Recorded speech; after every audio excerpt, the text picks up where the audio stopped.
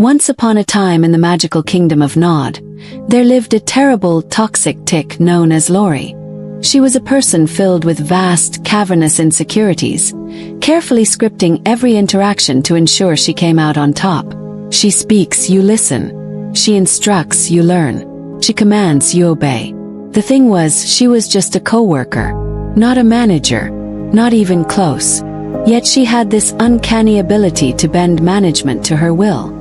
That's how she earned the nickname, the Alabama Tick, from the movie Predator, where Jesse Ventura says, "Bad guys are dug in deeper than an Alabama tick, because no one could get to her." She wielded her protected status like a sword and shield. Cross the line. She'd threaten to sue, and the issue would vanish. Look at her the wrong way. She'd file a complaint. At one point, she even applied for a promotion, and someone on the board, a friend of mine, described her as a piece of human excrement. She especially loved reporting co-workers to management for things like taking a 16-minute coffee break or a 46-minute lunch. You know, the important stuff.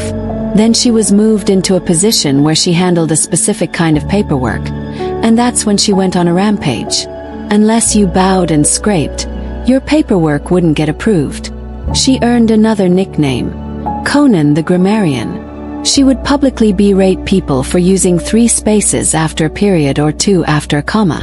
She'd scream at co-workers over whether a colon or semicolon was appropriate. She played people against one another, spreading lies, creating drama, then sitting back to watch the fireworks. She was always watching, always looking for weaknesses to exploit. Another section called her the Eye of Sauron. Her boss, who was actually a decent guy, always took her side, terrified of a lawsuit. She'd make dramatic entrances, waving her hand and loudly proclaiming, "We have a problem with an employee," then disappear into the supervisor's office. An hour later, some poor soul would get chewed out over something minor, or imaginary. A friend of mine got in trouble because there was sand on the floorboard of his work vehicle. She accused him of going to the beach on work hours. He lives by the beach. To get to his car, he has to walk on sand. Eventually, that supervisor left, and a no-nonsense guy took over. She spent an hour in his office ranting about every employee who didn't grovel at her feet. When she was done, he looked at her and said, "Get the F** out of my office and get back to work." Without her top cover, the tide began to turn. My personal run-in came when I was working on important legal paperwork. She interrupted and said, "Stop working on that. You're working for me now." She expected me to be her gopher from then on. We went back and forth and I finally told her, "If you can get a ruling from the head attorney excusing me from the project, so I'm not blamed when the case is lost, I'll be all yours." That would never happen. From that moment on, the tick declared war on me. My paperwork never got approved. She'd berate me in public for the smallest mistakes. I endured it for almost 2 years, until things changed. There was a physical qualification we had to pass 4 times a year. I was put in charge of overseeing it, and she had always sucked at it. So I went to her desk and said, "You wanna play this game? Babe, let's play." I stood behind her during the qualification, mocking her the same way she mocked others. Trying to fail. "What's your major malfunction?"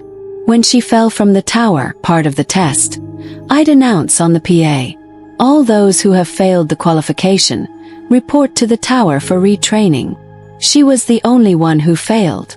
She'd have to crawl back to the tower for a public chewing out. I'd walk into the office and loudly declare, "We have a problem with an employee." A taste of her own medicine. Amazingly, she stopped harassing me. But then, she moved on to targeting others. Her downfall finally came when she refused to move an important case forward, inventing rules to justify it.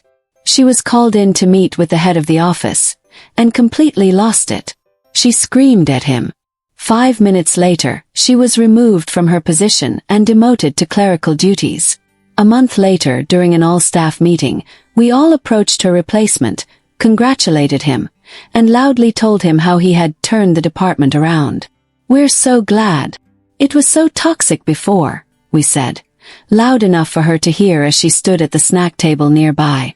She threw her bagel on the floor and stormed out. 15 minutes later, she filed for medical retirement.